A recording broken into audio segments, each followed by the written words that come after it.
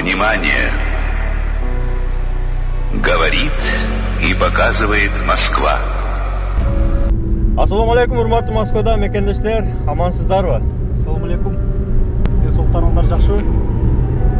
Буюрса, Исабек экөөбүз бүгүндөн тарта Моз кабарда мигранттын бир күнү аттуу жаңы долбоордун үстүнөн иштеп жатабыз. Бүгүн биринчи чыгарылыш. Андыктан бизди күзөтүп туруңуздар. Каналга катталабыз, лайктан басабыз, колдон келсе бөлүшөбүз. Ошондой эле комментарийге кимге кандай жардам керек экенин жазсаңыздар, биз ошол биздин мекендештерге жардам берген аракет кылабыз.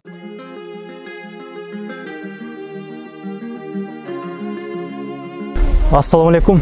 Урматтуу Москвада эмгектенип жүргөн кыргыз боордоштор. Учурда минус 15 градус суук. Кыргыздын көбү жеткирүү кызматында эмгектенишет. Ошолордун бир күндүк жашоосу тууралуу кыскача бир видеоролик даярдалык деп турабыз. Андыктан акыркы мүнөттөргө чейин биз менен чогуу болуңуздар. Кеттик анда эмесе.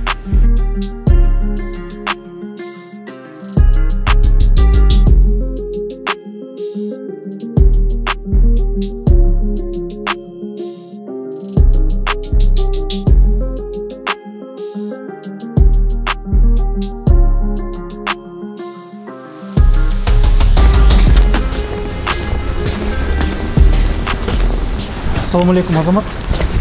Ва алейкум ассалам. Денсаулык иштериң жакшыбы? Жакшы, Кудайга шүгүр.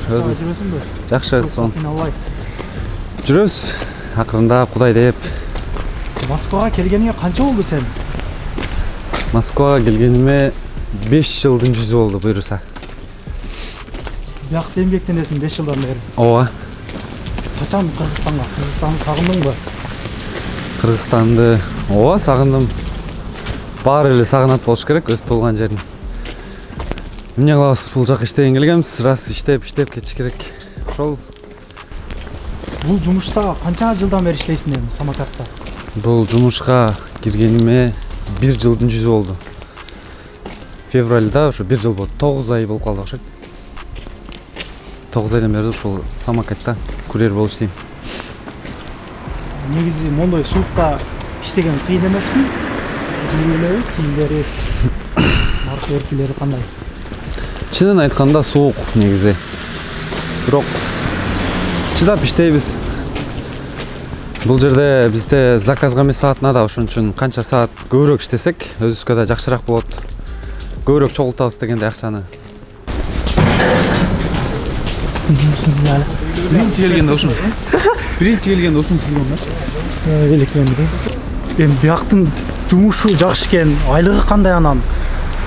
Бизде айлык зарплата эмес, айына 2 жолу эмес. Бизде жума сайын ким канча көп иштейт, өзүнө жараша болот. Мисалы үчүн бир күндө 16 саат доступность болот бизде. Ар ким өзүнүн мүмкүнчүлүгүнө карап иштейт. Мисалы үчүн кээ бир 16 саат койсо, кээ бир 15, 10, кээ бирлер 8 сааттан коюп иштеп кетип калышат. Ошол жума сайын кечиктирилбейт, айлыгыбыз берилет убагында. Бул жума иштесек, кийинки жума четверг уже алабыз да, зарплатабызды. Жакшы экен. Ошондой. Ошондо айына канчадан таапса болот эми курьер болуп иштегенде? Эми мынчадан таап, мынчадан деп айта албайм. Курьерлер иштеп жүргөндө өзүлөрү билсе керек. Ошол 100дүн тегерек жетти. Эң аз чыкканда канча, эң көп чыкканда? Эң аз чыкканы 80 миң, 90 миң кенен чыгарса болот, кыйналбай. Күндө иштеп, анан эгер жок мен иштейм деп иштей турган болсо 120, 130га чейин чыгарса болот. Жакшы экен. Ошол жактары бар. Кандай болот ошондо? Күнүгө 12 сааттан болуп калабы? Күнүгө 16 сааттан болуп калат. Эртең менен саат 8де ачылат биздин жумуш. Кечки 12 чейин, 11де заказ токтойт, 12 чейин чыккан заказдын баарын ташыйбыз да, жеткирип беребиз. Ошол менен 12де чейин иштейбиз, 16 саат болуп калат. Мына суукта кандайдыр бир бая приоритеттер барбы, мисалы мына? Сөзсүз болот. Суук погода, если кар жаап аткан болсо, анда дагы ставкабыздан бөлөк да кошулат да, надбавка. 20 рубль, 30 рубль кошулуп берет. Анан приоритет деп коет. Бизде мен иштеп жаткан склад приоритетныйсыз аябай чоң. Локациябыз чоң да, адресибиз чоң. Ошон үчүн көбүрөөк башка складтарга караганда бизге көбүрөөк төлөп берет. 20 сом көбүрөөк төлөп берет. Ошон үчүн. Ошондо канча километрге чейин алып барасыңар? Километрине эң алыс жерибиз 5 километр. 5 километр 500, 6 километр чыгып калат буюрса. 6 километр чыгып калат. Канча килограммга чейин жүк салынат эми бул жак? Канча килограммда ташып каласыңар эми? Эң оор болгондо кандай? Жеңил болгондо кандай? Жеңил болгондо жеңил эле болот, 3 килограмм, 4 килограмм болот. Эң оору бизге азыр 20 килограмм кылып койгон. 20 килограммдан ашса, мисалы үчүн 21, 22, 23 килограмм боло турган болсо, анда совместный да бир курьер кошуп берет бизге. Ошол экөөбүз заказ этип келебиз, 2 курьер кылып жеңил болуш үчүн. Азыр кыштын күнүндө аябай оор, муну калың кийинип алып, велосипед тепкен кыйыныраак болуп калат. Ошого 2 курьер кылып кошуп берет. Велосипедти өзүңөр алгансыңарбы? Велосипедти негизи склад өзү бизге берет. Ким иштеп, көптөн бери иштеп аткандарга, жаңыларга деле берет. Болгон стажировкасын кылып, анан өзү бул жерге ар кандай компаниядан келишет да. Ошол компаниялар өзүлөрү доставить этет эми велосипедти доставить этип беришет курьерлерге. Ким өзүнүн компаниясынан келген болсо, компания арзаныраак кылып арендовать этип берет. Аренда берчү мекемелер бар, ошол жерден аренда алып алышат. Иштешет.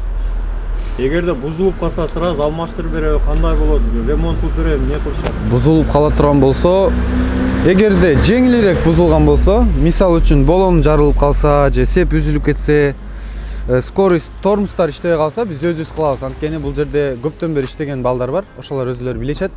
Эмнени кантип оңдошту, алмаштырышты. Сложность, почуник, чарктардан кетип кала турган болсо, анда сөзсүз мастер бар. Жума сайын бир жолу келип, полный велосипедтерди карап текшеришет. Чоң рахмат анда Азамат. Иштериңге ийгилик. Силерге да Абайлап. Жакшы иште. рахмат чоң. Ийгилик. Буюрса Кыргызстандан жолугабыз, буюрса.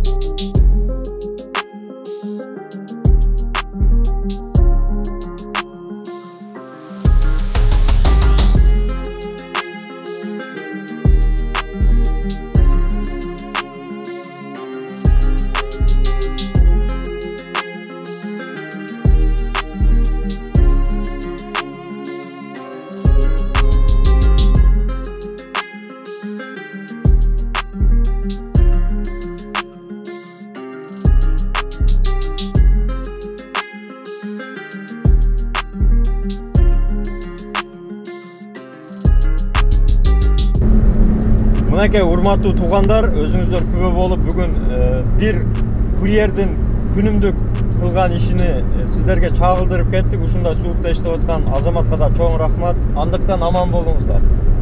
Сак саламатта калыңыздар. Москва бар элдин кызматында.